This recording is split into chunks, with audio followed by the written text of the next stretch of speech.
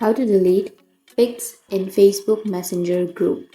So if you want to delete the pics in Facebook Messenger group, then what you need to do is open up your Facebook Messenger application at first. Once you've opened the application, now you can simply go for a messenger group, any group that you're comfortable with.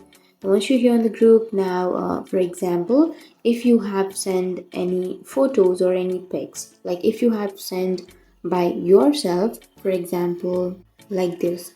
If you have sent the pic, then what you need to do is simply tap and hold on to that pic and go for the more option, which is on the bottom right, and then here you will have a delete option. Tap on remove and then tap on unsend and your picture will be removed.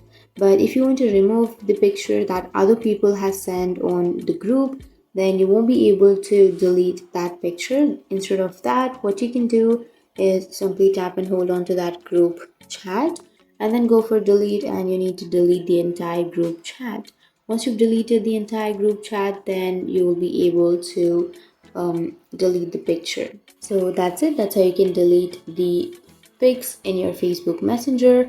And if you have any questions, feel free to comment below. Thanks for watching.